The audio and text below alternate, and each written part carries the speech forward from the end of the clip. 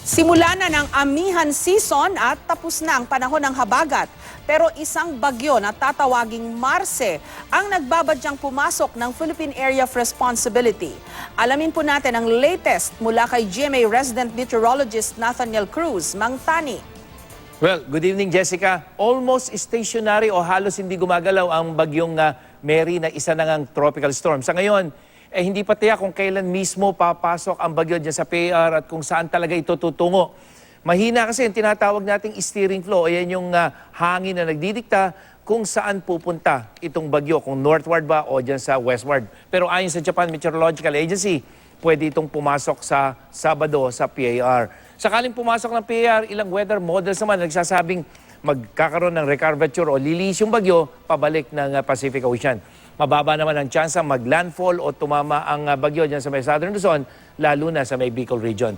Huling nakita ang sentro ng tropical storms dyan sa layong 1,435 kilometers sa may silangan ng Luzon at napanatili dito ang lakas na hangin nasa 65 kilometers per hour malapit sa gitna at bugsong umaabot naman sa 80 kilometers per hour. Wala pang epekto mga kapuso ang naturang bagyo dito sa ating panahon pero bukas asahan ng maulang panahon sa ilang bahagi ng Luzon, Visayas at Mindanao. Bunsod po yan ng epekto ng Intertropical Convergence Zone o ITCZ. Isang low pressure area naman na nakapaloob dito at ito ay nasa layong 185 kilometers dyan sa may silangan ng Sorsogon City. Pero mga kapuso, hindi po inaasahang magiging bagyo itong low pressure area na yan. Mula umaga hanggang gabi, uulan sa may Southern Luzon, lalo na sa may Bicol region at may ulan din sa may Northern Luzon pagdating sa hapon, partikular na sa may Cordillera at Cagayan Valley region. Dahil naman sa hanging amihan, mataas ang alon sa may seaboards ng Ilocos region, dyan sa may Cagayan Valley, sa mga probinsya ng Aurora at Quezon, kasama ng eastern seaboard ng Bicol region. Kaya huwag muna pong maglayag doon ng mga may maliliit na sasakyang pandagat. At din sa Metro Manila, maulap ang panahon mula umaga hanggang gabi at may mataas na tsansa ng ulan pagdating sa hapon. May ulan din sa halos buong Visayas, umaga pa lamang yan at sa Mindanao, uulanin din ang rehiyon ng Caraga at Socsargen.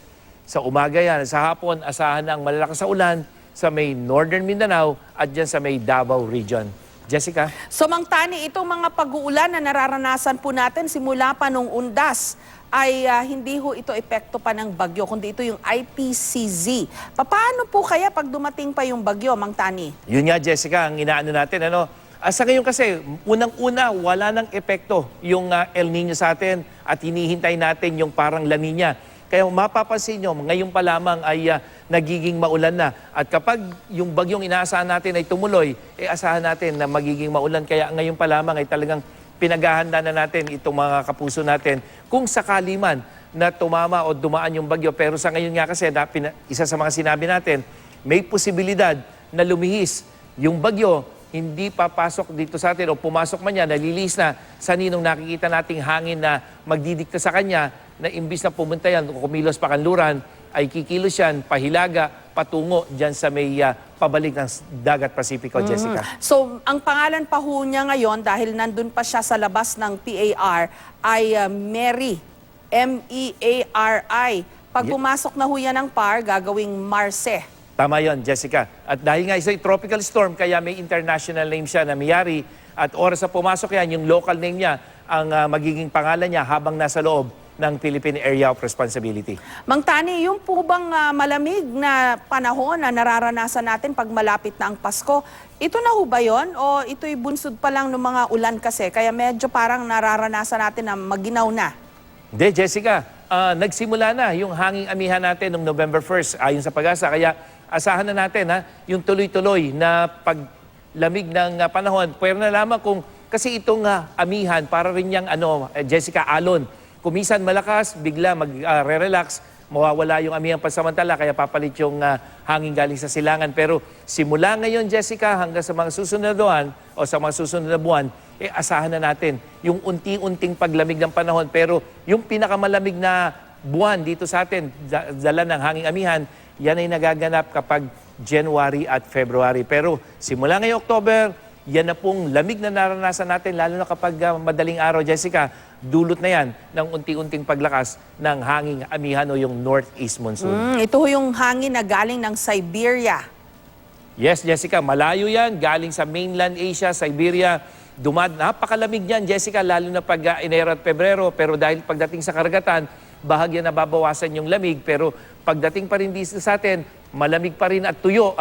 Yun yung nagpapauna naman, Jessica, dyan sa may silangang bahagi ng ating bansa. Kaya ngayon pong mga buwan na ito, hanggang sa mga susunod pang buwan, asahan nyo na yung mas maulang panahon dyan sa may Cagayan Valley, Bicol Region, Eastern Visayas, hanggang dyan sa may Mindanao, Jessica. So mukhang hindi ho magkakatotoo yung pinapanakot na water crisis kasi napuno yung ating mga dam nitong mga pagdaan ni Lawin tsaka yung sumunod sa kanya.